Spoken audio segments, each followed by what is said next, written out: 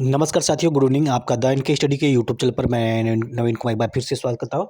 तो ये आज जो है कि उत्तर प्रदेश की पूर्व मुख्यमंत्री मायावती जी की ऑफिशियल ट्विटर हैंडल से उन्होंने एक ट्वीट किया है।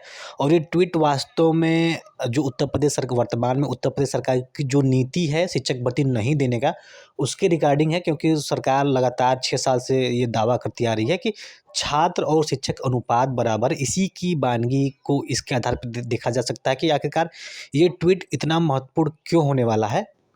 तो ये मायावती जी की तरफ से ये आज का ट्वीट है और उनका ट्वीट इशारा कर रहा है उत्तर प्रदेश सरकार की नीतियों को लेकर कि शिक्षक भर्ती के लिए आखिरकार सरकार तैयार क्यों नहीं हो पा रही है, क्यों बार-बार मुँह फेर लेती है शिक्षक भर्ती कराने से। जो प्राइमरी में लगातार अभ्यर्थियों का दबाव रहा है, वह खुद मंत्री जी ने विधानसभा सत्र में कबूल भी किया था कि इतनी सीट खाली हैं, उसके बावजूद भी सीट नहीं दे पा रहे हैं। तो क्यों नहीं दे पा रहे हैं, इस ट्वीट के माध्यम से हम समझ सकते हैं।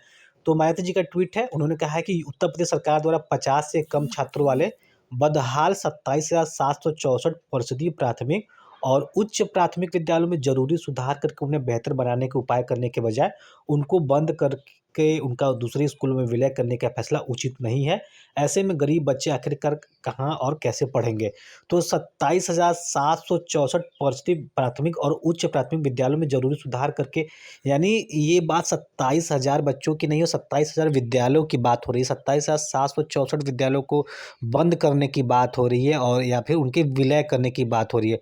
तो आप समझ सकते हैं कि आखिरकार शिक्षक भर्ती क्यों नहीं आ पा रही, कि जब 27,000 विद्यालय बंद हो जाएँगे, तो आखिरकार शिक्षक भर्ती कैसे आ पाएगी? तो 27,000 विद्यालय बहुत हो गया। अगर एक विद्यालय में 4-5 5-5 भी भर्तियाँ आती हैं, मान लो एक विद्यालय अगर 4 से 5 शिक्षकों की भी ज़रूरत पड़ती है, तो ये संख्या आप समझ सकते हैं कहाँ तक पहुँच सकती है। लेकिन इसके बावजूद उसमें सुधार नहीं किया जा रहा है, ना उसको अपडेट किया जा रहा है, उसको सीधे-सीधे बंद करने की बात की जा रही है। और 27,764 विद्यालय या तो परिषदीय विद्यालय हैं या फिर उच्च प्राथमिक विद्यालय हैं। इसके बाद मायावती जी ने एक और ट्वीट किया, उसी में है कि उत्तर प्रदेश व देश के अधिकतर राज्यों में खासकर प्राइमरी व सेकेंडरी शिक्षा का बहुत ही बुरा हाल है, जिस कारण गरीब परिवार के करोड़ों बच्चे अच्छी शिक्षा तो दूर, सही शिक्षा से भी लगातार वंचित हैं। ओडिशा सरकार द्वारा कम छात्रों वाले स्कूलों को बंद करने का भी फैसला अनुचित है। तो उत्तर प्रदेश सरकार, उड़ीसा सरकार भी ऐसे ही काम कर रही है। इसके बाद जो उन्होंने जो तीसरा ट्वीट किया है कि सरकारों की इसी प्रकार की गरीब व जनविरोधी नीतियों का परिणाम है कि लोग प्राइवेट स्कूलों में अपने बच्चों को पढ़ाने को मजबूर हो रहे हैं, जैसा कि सर्वे से स्पष्ट है। किंतु सरकार द्वारा शिक्षा पर समुचित धन व ध्यान देकर इनमें ज़रूरी सुधार करने के बजाय इनको बंद करना ठीक नहीं है। तो मायावती जी का लगातार ये 3 ट्वीट है और 3 ट्वीट वास्तव में सही इसको कहा जा सकता है कि 27,000 जो 764 स्कूल है, जो परिषदीय स्कूल, उनको बंद करने के बजाय उनको अपडेट करने की ज़रूरत है।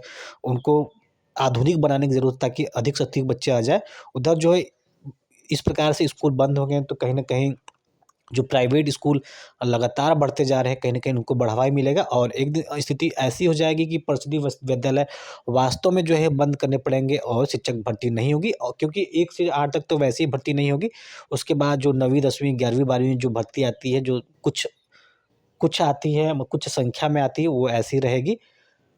तो स्थिति बहुत ही गंभीर होने वाली है अगर इसको तत्काल इस पे जो है कि आपत्ति दर्ज नहीं कराई गई और इसको जो है कि ठीक तरीके से पेश नहीं किया गया, तो वास्तव में सरकार जो है कि छात्र शिक्षक अनुपात के बराबर करने के जो चक्रव्यूह है, जो लगातार अभ्यर्थियों को उसमें फँसाती रही है और कामयाब भी हो जाएगी।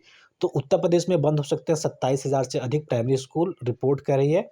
रिपोर्ट क्या है? उत्तर प्रदेश में 50 से कम छात्रों वाले 27,764 परिषदीय प्राथमिक और उच्च प्राथमिक स्कूल बंद हो सकते हैं। इस पर जो है बसपा की प्रमुख मायावती जी ने एक्स पर एंड ट्विटर पे ट्वीट किया है। उनका ट्वीट आपने पढ़ा है।